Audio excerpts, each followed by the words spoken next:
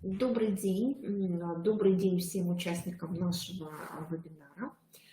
А, Сегодня у нас проходит консультационный час, который называется «Опека в вопросах и ответах». Достаточно много поступает вопросов от будущих усыновителей, то есть людей, которые хотят принять в семью на воспитание ребенка. И сегодня вот поможет нам в этих вопросах ответить наш методист Республиканского консультационного центра Добрый день. Оксана Фроловна Белых. У нас поступало очень много вопросов, поступало очень много идентичных вопросов, то есть похожих друг на друга.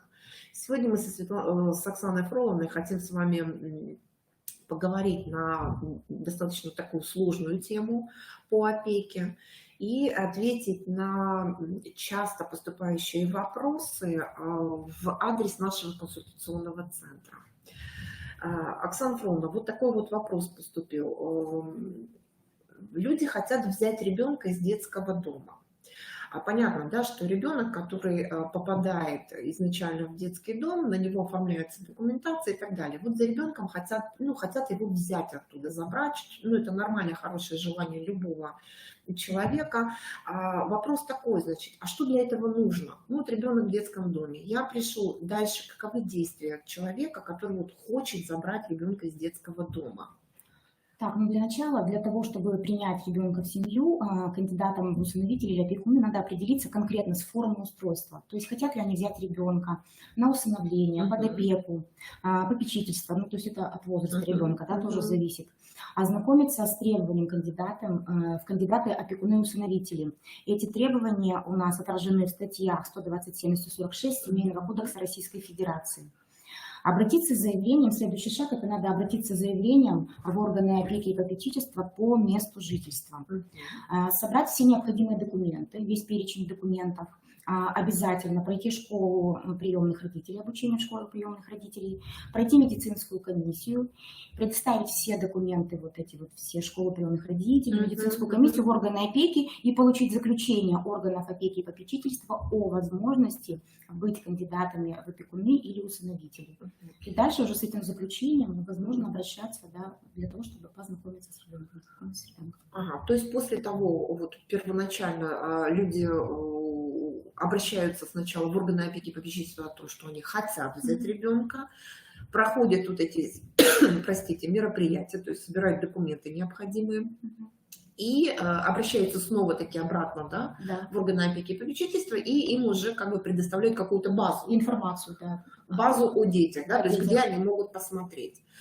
Вопрос еще такой, скажите, пожалуйста, очень часто возникает вопрос, обязательно ли проходить обучение в школе приемных родителей, вообще для чего это нужно?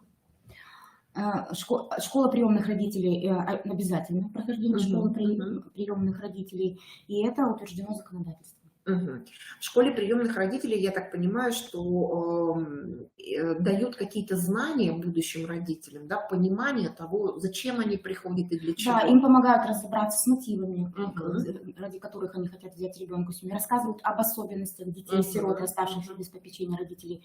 И тоже там психологи дают заключение о возможности, о мотивах кандидатов быть. Да, это очень важный вопрос. Почему? Потому что очень часто люди, которые хотят взять ребенка под опеку, не всегда допонимают эту суть, и не всегда сами допонимают, действительно ли они хотят, каковы мотивы у них взять ребенка. В школе приемных родителей как раз она на это и направлена, чтобы разобраться с этим. Хорошо, спасибо. Следующий вопрос, конечно же, очень часто возникает у любого человека, который действительно хочет взять ребенка из детского дома, из дома ребенка. И очень часто возникают вопросы по пониманию, что такое усыновление, что такое опека, что такое вообще приемная семья, чем они отличаются. Давайте начнем с такого, наверное, более интересного, это усыновление. Чем оно отличается от всех остальных? Усыновление – это приоритетная форма как бы для того, чтобы взять ребенка, оставшегося без попечения, в семью. Да, и работа органов опеки, она вот направлена именно на то, чтобы вот дети именно усыновлялись. Вот. С правовой точки зрения усыновление – это установление между усыновителями и усыновленным ребенком правоотношений и личных, и имущественных, которые приравниваются к кровным детям. То есть усыновленный ребенок, он становится как бы вашим кровным ребенком. Вот. И законом закрепляются родственные и наследственные, право наследования таким ребенком. То есть усыновленный ребенок имеет право, так же как кровный ребенок, наследовать за усыновителями. Усыновление, оно происходит по решению суда. И отменить усыновление, если вдруг такое будет необходимо, можно тоже только по решению суда. При усыновлении можно присвоить ребенку фамилии, поменять ребенку фамилию, имя, отчество, то есть взять, например, отчество и фамилию усыновителей, поменять имя, поменять дату рождения в пределах 3 месяцев, ну, туда или обратно от даты рождения, но это только ребенку в возрасте до 1 года. Контроль со стороны органов опеки при усыновлении происходит в течение 3 лет, ну, в соответствии с сохранением тайны усыновления. Да, вот очень важный вопрос вот в этом. То есть понятно, что усыновление – это наиболее такая, более приемлемая все-таки, да, для ребенка форма. Ребенок в таком случае не чувствует себя как бы отделенным от семьи, то есть он такой же член семьи, как и все остальные. То есть он получает вообще, по идее, фамилию и отчество своих уже законных родителей, получается, да? И вот эта тайна усыновления, она все-таки охраняется законом, да?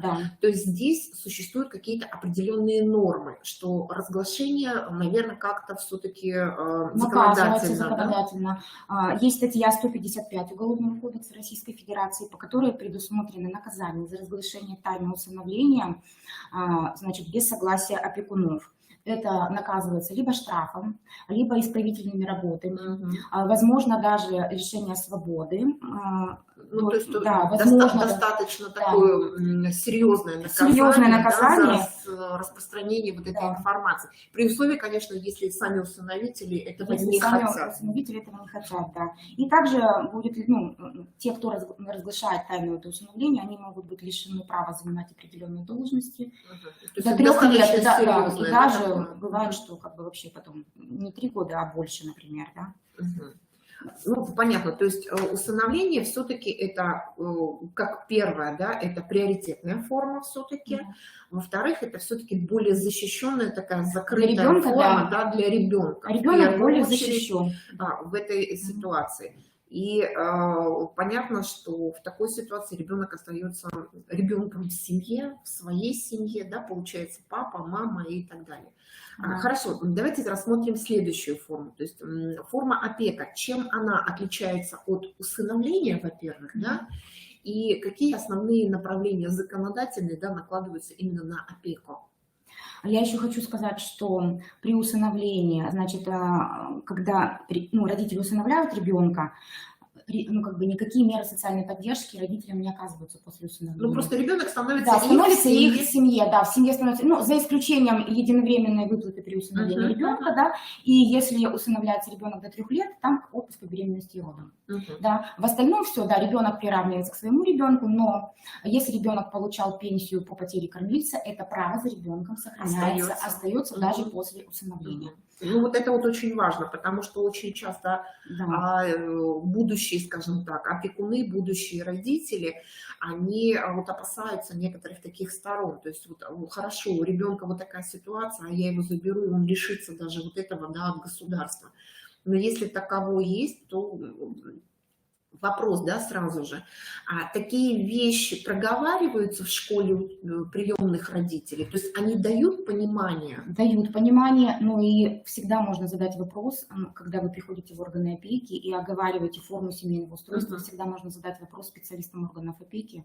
И я думаю, что там они вообще подробно расскажут, ну, что то есть первоначально в любом случае мы идем не в детский дом, а мы всегда идем в органы опеки, именно региональные или муниципальные.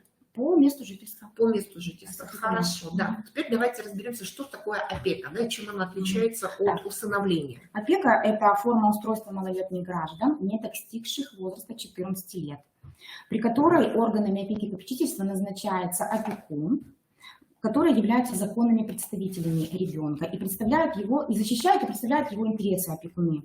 То есть устройство под опеку не влечет за собой имущественных каких-то прав, наследственных прав. Ребенок сохраняет свою фамилию, имя, отчество, сохраняет право видеться с кровными родственниками, если это не вредит ребенку. Да? Значит, он сохраняет право на получение алиментов, всяких пенсий по инвалидности, да, пенсии по потере кормильца, то есть все, что ребенку причитается, полагается. То есть при усыновлении, например, алиментные обязательства уже не выполняются родителями. При установлении опеки родители продолжают платить алименты на ребенка. Опека устанавливается, если усыновление устанавливается судом, то опека устанавливается решением органов опеки и попечительства по месту нахождения ребенка. Опека прекращается автоматически, когда ребенку исполняется 18 лет. В то время как усыновление, все-таки оно как было присуждено, так все в принципе. До конца жизни это ваш ребенок. То есть это ваш ребенок, и никто его у вас не заберет. Никто не заберет. Нет, подопечного тоже забрать никто не может. Ну, просто вот как бы по правовым основам, что опека прекращается 18 лет. В отличие от усыновления, тайной опеки нет. То есть как бы нету такого, что вот ребенка передали, и это тайна, как в случае как с усыновлением. Государство ежемесячно выплачивает средства на содержание детей опекуна, также доплаты на текущий ремонт, на приобретение мебели, бытовых услуг. Вот. И еще раз повторю, что ребенок сохраняет право на все свои социальные выплаты, алименты, пенсии. Органы опеки оказывают содействие опекунам в образовании подопечного, в лечении подопечного, в организации отдыха. То есть можно обратиться, к ним за помощью, что если возник вопрос, что вот нам надо бы у ребенка там, допустим, какие-то способности, да, и им нужно порекомендуют. Либо, допустим, организация летнего отдыха, не знают, куда ребенка отправить отдохнуть, да, в какое-то место, то, в принципе, органы опеки тогда могут либо посоветовать, либо посодействовать в этом. Да, конечно. Органы опеки за опекаемыми детьми осуществляют регулярный контроль за условиями жизни ребенка, воспитания и образования. В течение какого периода это? Значит, после того, как ребенок передан под опеку, органы опеки будут выходить с плановыми проверками в течение первого года каждые 3 месяца и в течение последующих лет до 18 лет каждые 6 месяцев. Ага, то есть, в принципе, да, вот чтобы люди понимали разницу.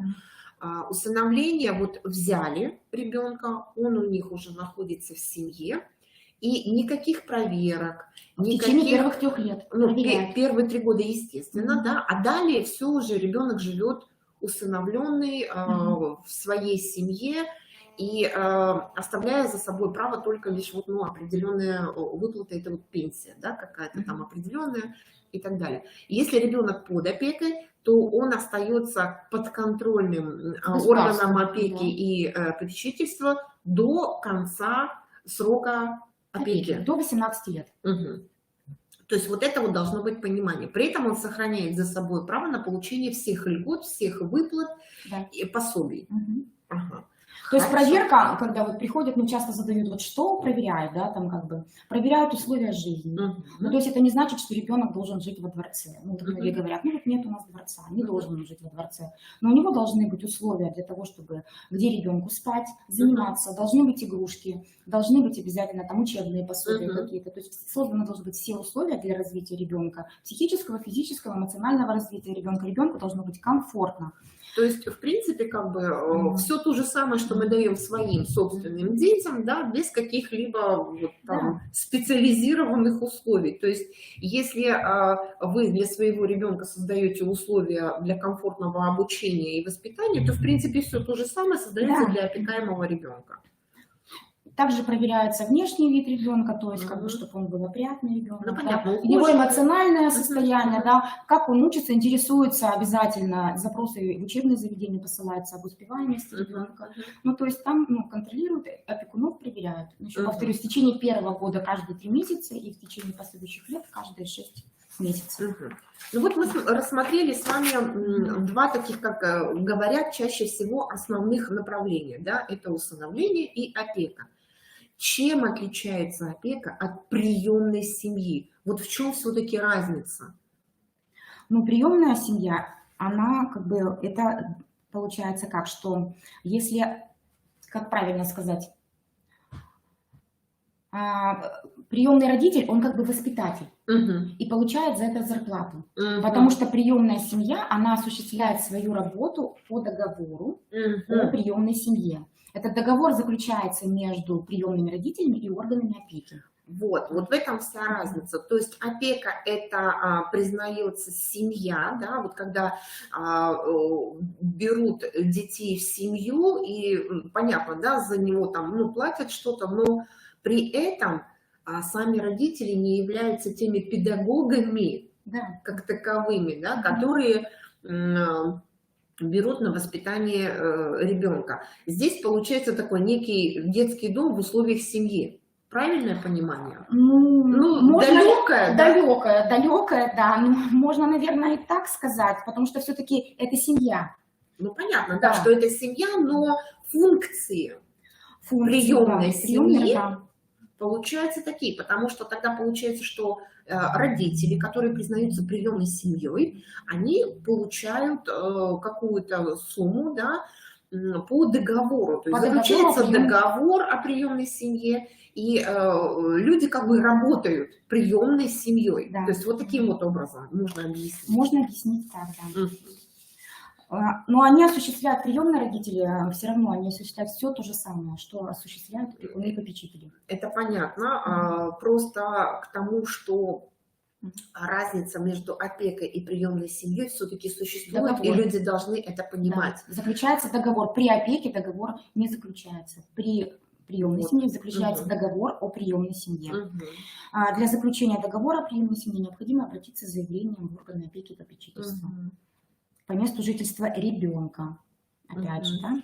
Да, вот еще разница. Под опеку сколько детей можно взять? Под опеку? Ну, в законодательстве не ограничивает. Не ограничивает. Да. А в приемную семью? А в приемной семье, включая родных, как правило, должно быть не больше 8 детей. То есть вот в этом все-таки тоже существенная разница признается. Почему? Потому что люди, которые приходят, они должны понимать, да, и разницу, и форму, с чем прийти, зачем им прийти, да, на каком основании, что им ближе будет вот в данной ситуации. Да, размер вознаграждения, которое причитается приемным родителям, размер денежных средств, которые выплачиваются на каждого ребенка. Также меры социальной поддержки определяются конкретно субъектами. То есть в конкретном субъекте, да, суммы будут разные. То есть, допустим, у нас в Республике Коми это будет одна форма, если это будет уже регион, ну, допустим, Кировская или Архангельская область, то там будет совершенно другой, то есть на уровне своего конкретного региона. Хорошо. А при опеке, то там, естественно, наверное, на федеральном уровне, да, какие-то выплаты идут? Или тоже они зависят от региона? Ну, есть... Нет, суммы зависят от региона. Все-таки они зависят от региона. Суммы зависят от региона, да. Хорошо. Следующий вопрос, который тоже часто нам задают родители, которые хотели бы стать, ну, кто-то уже теперь мы понимаем опекуном, кто-то усыновителем, кто-то приемной семьей. Вопрос, конечно, очень часто возникает в силу того, что часто бывает такое, что дети уже выросли, да, ну, разъехались, да, либо был один ребенок, вот он уже взрослый, уехал, все, и хотят взять еще. То есть хотят уже взять из детского дома ребеночка или из дома ребенка. И, конечно, естественно, закономерный вопрос. Есть ли какие-то возрастные ограничения для опекунов, усыновителей и так далее? То есть по какой-либо причине по возрасту могут отказать? Нет, в законодательстве как бы верхней границы возраста ее не существует. Только отказать вам в усыновлении или в установлении опеки только потому, что вы, например, пенсионер, вам не могут. Вот. Но есть законодательство по нижней границе. Это, например, усыновить, если одинокий человек усыновляет ребенка, разница в возрасте не должна быть меньше 16 лет. Вот, как бы, но если это мачеха или отчим, то есть ребенок проживал, то суд может как бы уменьшить эту разницу. То То есть То есть, ребенок проживал в семье, и мачеха, например, его хочет, ну там по каким-то причинам усыновить, то эту разницу могут по решению суда уменьшить. Это то при есть, усыновлении. ага, а если это опека, то это граница, да, существует, то есть не менее 16 лет должно быть. Нет, взять под опеку может только совершеннолетний. Ну, совершеннолетний, хорошо, вот пришла мама, ей 20 лет, ну, девушка, скажем так, она хочет взять под опеку, либо в приемную семью ребенка.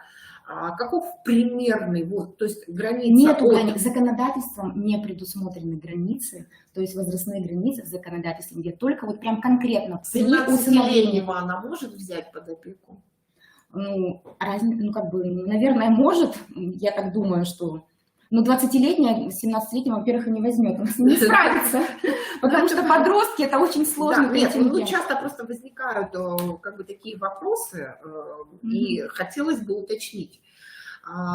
Хорошо, если это бабушка, допустим, да, чья-то, может ли она прийти и взять под опеку ребенка? Может.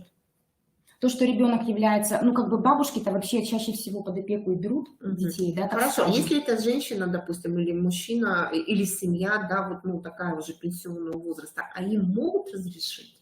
Могут. То есть у них есть возможность? Есть возможность. Я еще раз говорю, в законодательстве нигде не сказано, что люди пенсионного возраста не имеют права брать ребенка в семью. Тем более, я, например, если это бабушка и дедушка, то родственникам всегда приоритет. Это приоритет обязательно, что в родственную семью ребенок войдет.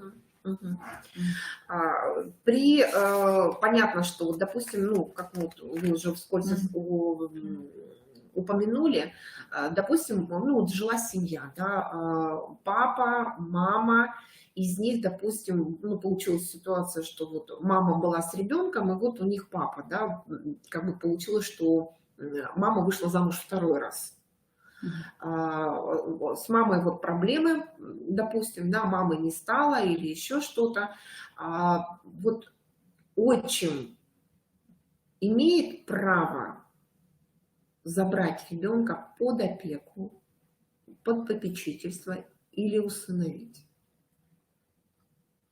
Если он имеет... Ну, вот у них был законный брак, но он при этом... Но для этого маму надо лишить родительских прав. Если баба умерла, допустим. Если мама умерла, может. Если, например, ну, как бы биологический отец тоже там лишен родительских прав. То есть у ребенка должен быть, ну, как бы статус. Ну, понятно. То есть, в принципе, как может, если мама умерла и очень хочет, ну, как бы он жил с ним, ребенок его знает, принимает его как родного, например, может быть, даже считает отцом, то, естественно, что он может обратиться в органы опеки с заявлением и взять ребенка под опеку. Еще тоже вот вопрос такой. Очень часто спрашивают, чем отличается опека от попечительства? Опека устанавливается над детьми до 14 лет. Попечительство устанавливается над детьми от 14 до 18 лет и также может устанавливаться над взрослыми, которые признаны судом недееспособными. Все остальное, как бы все обязанности попечителя, он сохраняются точно такие же, как и опекуна. То есть название зависит только лишь от возраста. Да. В принципе, они ничем не отличаются. В принципе, нет. Единственное, что опекун, он как бы представляет интересы за подопечного, а когда ребенку исполняется 14 лет, уже, получается, попечитель вместе с интересом дает согласие, например, на совершение сделки. Если опекун сам от имени и в интересах подопечного совершает какие-то сделки, то попечитель уже с разрешения, ну, как бы подопечного, совместно с ним. Совместно с ним. Понятно. Хорошо. Следующий вопрос, значит, кто может стать, а кто не может стать кандидатом в усыновителя, опекуна или попечителя? То есть есть какие-то ограничения, кому могут не разрешить стать таким человеком? Быть кандидатом в опекуна и усыновителя может любой совершеннолетний гражданин, за исключением лиц, которые ранее были лишены или ограничены родительских прав, которые недееспособны, признаны судом недееспособными или ограничены, ну, как бы недееспособными. Также бывшие усыновители, в отношении которых усыновление было отменено. То есть если человек взял под опеку, в отношении него была отмена произведена, повторно он взять уже ребенка не сможет. Если это была вина опекуна или усыновителя. Ага, Если хорошо. по его вине. Мгм. Также не могут быть усыновителями и опекунами нетрудоспособные граждане, лица, имеющие заболевания, инфекционные заболевания, к которым относятся туберкулез, злокачественное образование, психические расстройства, наркотическая или алкогольная зависимость. Мгм. То есть, если они в наркологии состоят На на учете, учете, то... быть усыновителями и опекунами они, естественно, не смогут. Так, лица, имеющие судимость, тоже никогда не получат разрешения, да, на то, чтобы быть опекунами или усыновителями. Данные критерии, они вот для того, чтобы оградить детей от недобросовестных опекунов. Хорошо, но вот есть, допустим, такие опекуны, вот он добросовестный, он хороший работник, он замечательный, живет на селе, у него свое хозяйство, да, он может как бы прокормить, но официальный заработок у него ниже прожиточного минимума. Ну, в органы опеки предоставляется справка, кстати, перечень документов у меня где-то есть, о заработной плате за 12 месяцев. То есть все-таки минимально должно быть. То есть надо все равно нужно доказать, что ты можешь содержать этого ребенка и обеспечить ему достойное образование. Ну, как бы, я не говорю, что платно он пойдет там, в московский вуз учиться, но все равно ребенок должен учиться, его должны одевать, кормить и создавать ему условия. То есть прожиточный минимум. Надо доказать, что ты сможешь ребенка содержать. Да. То есть, в принципе, прожиточный минимум тоже влияет на то, сможет или не сможет человек взять под опеку. Обеспечить ребенку достойное существование. Хорошо, с этим мы разобрались. Очень часто тоже возникает вопрос, кого могут взять в семью вот на любой из этих видов. То бишь на усыновление, удочерение, да, на опеку, на попечительство. Какие дети подлежат этому? Все или какая-то выборка все-таки существует? Ну, на воспитание обязательно передаются дети, которые остались без попечения родителей. Да, это значит, что это либо дети-сироты, у которых родители умерли, либо дети, у которых родители лишены родительских прав или ограниченных родительских прав, могут быть под опеку. Если на усыновление, то только лишенные родительских прав. Дети, родители которых по состоянию здоровья не могут воспитывать детей и содержать их. То есть под усыновление подходят дети, это дети-сироты. Дети-сироты, дети, родители которых умерли, и дети, родители которых лишены родительских прав. Хорошо, а если вот, допустим, дети подброшенные, да, ну бывают такие вот, как говорят, да, найденыши, вот родители неизвестны, мы не знаем, да, кто, чего, зачем, почему, то есть мы не знаем, умерли родители, лишены ли они родительских прав, вот что с такими детьми? Такие дети тоже передаются в семьи, составляется акт об оставлении, ну, если, например, мама оставила ребенка в роддоме, к примеру, составляется и не оформила отказ, то есть, ну, бывает же, все мы знаем, что, ну, это называется правильно, не отказ, а согласие на усыновление, называется правильный документ, да. Вот она родила и ушла, не оставив никаких документов. Составляется акт об оставлении ребенка, да, это тоже показатель, что ребенок, оставшийся без попечения родителей, да, и ребенка тоже могут передать, ну, в семью, на опеку и усыновление. Но в дальнейшем просто, например, для усыновления желательно такую маму лишить родительских прав. Чтобы она хорошо, а если вообще вот неизвестно, как бывает, да, нашли в помойке, вот, ну, очень часто бывают такие случаи, и они как бы не идентичны, они не единичные, то есть они часто бывают такие случаи, что ребенка нашли, ребенка подбросили. Что с таким-то ребенком? Вот только под опеку или все-таки какие-то вот могут усыновить по каким-либо там, я не знаю... Нет, это также, понимаете, ребенка не подбрасывают и там куда-то в конкретную семью, и семья потом не знает, что, ну, не знаю, может, бывают такие случаи, на моей практике такое не встречалось. Как правило, такого брошенного ребенка, где бы его ни нашли, в помойке, за гаражами или еще где, все равно доставляют в больницу.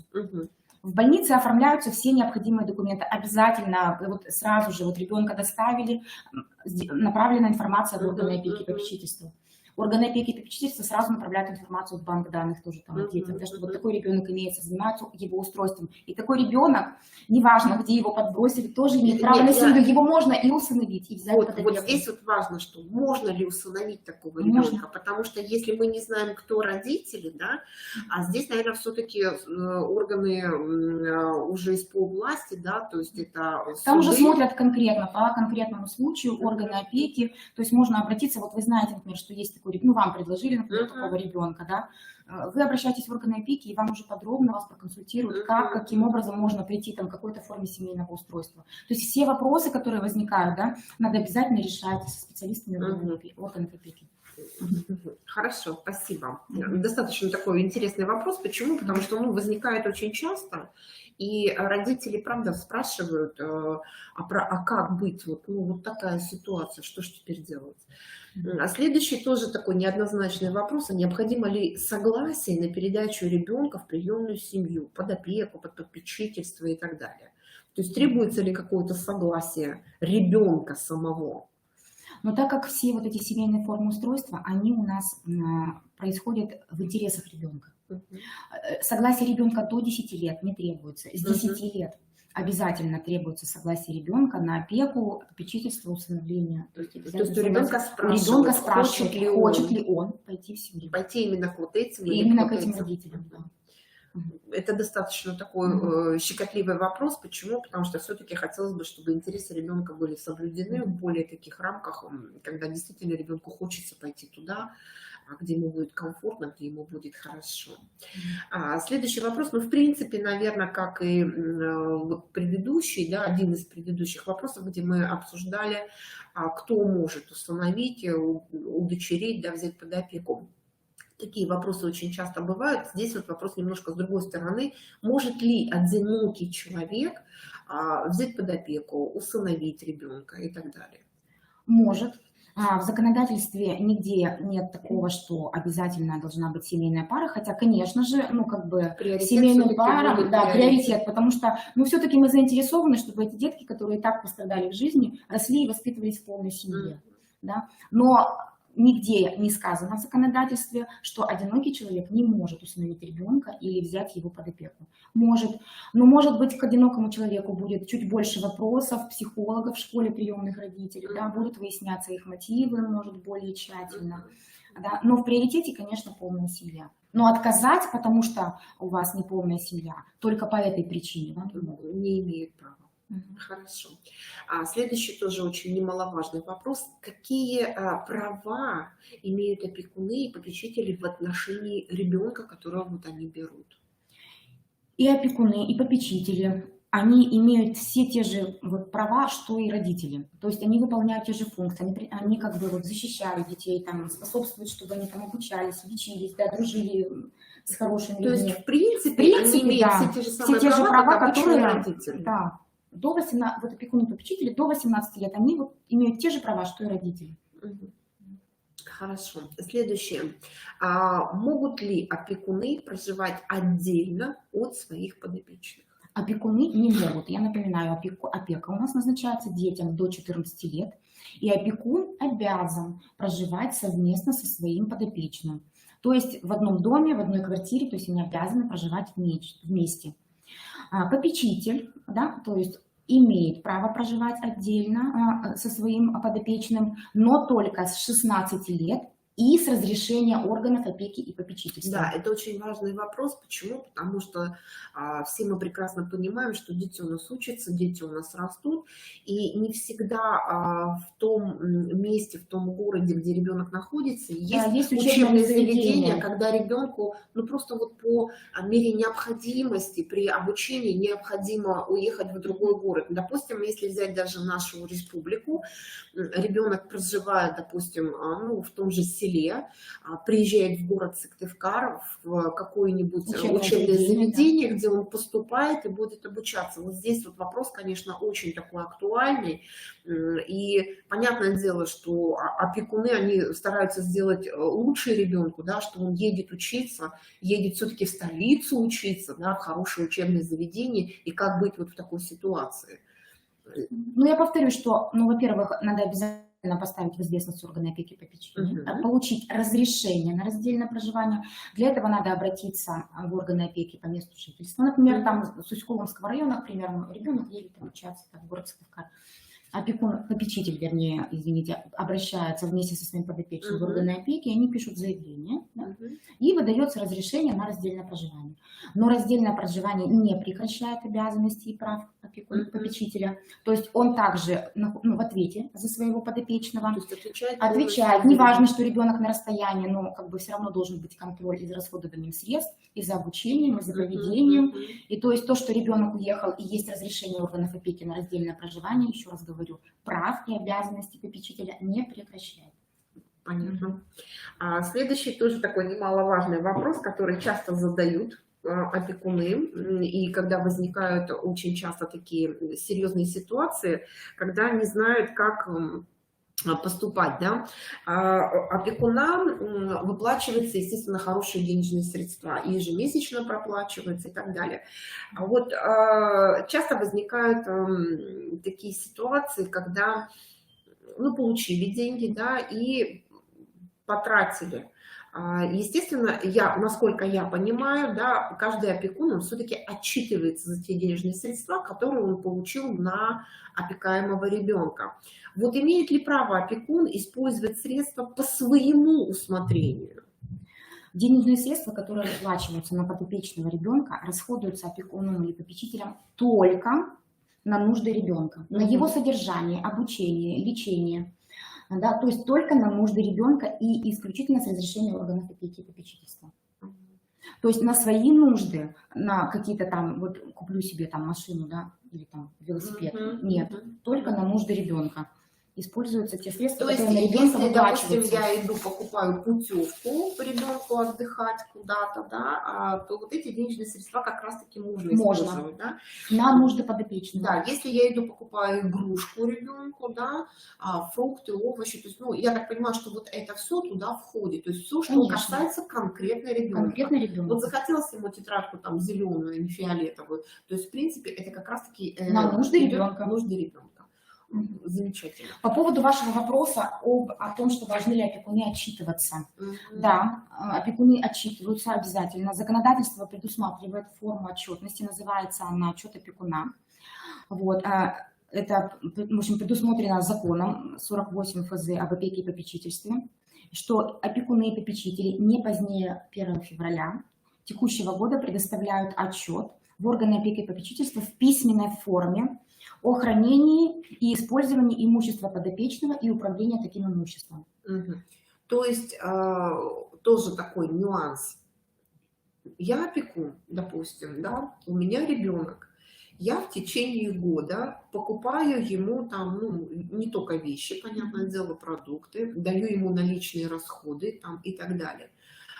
Каким-то образом я это обеспечиваю, то есть я беру чеки, я беру какие-то бумажные средства, да, которые прописывают и закрепляют право, что мы эти деньги потратили именно на ребенка, и предоставляю их в органы опеки. Или я просто описываю, что эти денежные средства были вот туда потрачены.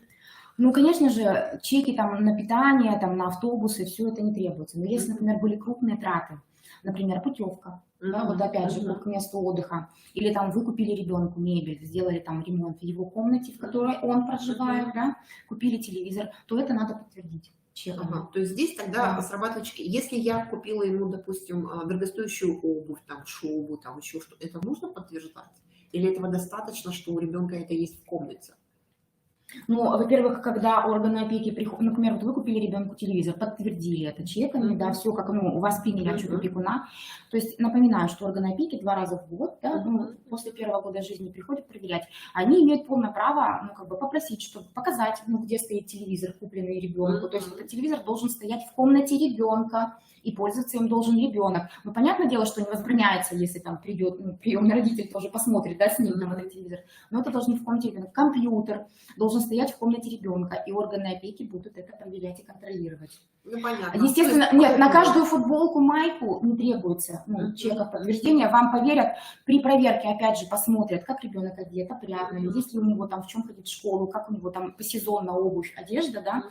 И если, ну, вы благополучны и нет нареканий к вам, то, ну, за каждую футболку, майку чек с вас требовать, ну, естественно, не будут.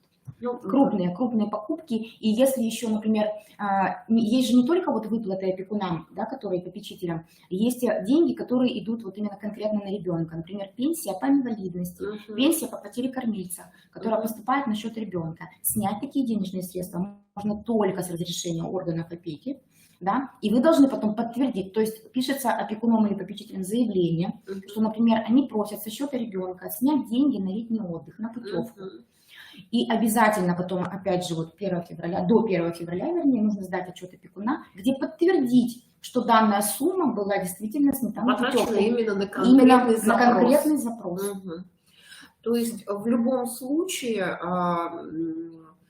если ребенок находится под опекой, да, или попечительством, то есть в приемной семье, то контроль за расходованием денежных средств, которые государство выделяет на содержание данного ребенка семье, будет достаточно строгим. Да. Да. Ну, вот, как Но бы это, опять же, это в интересах ребенка. Это понятно, что это в интересах ребенка.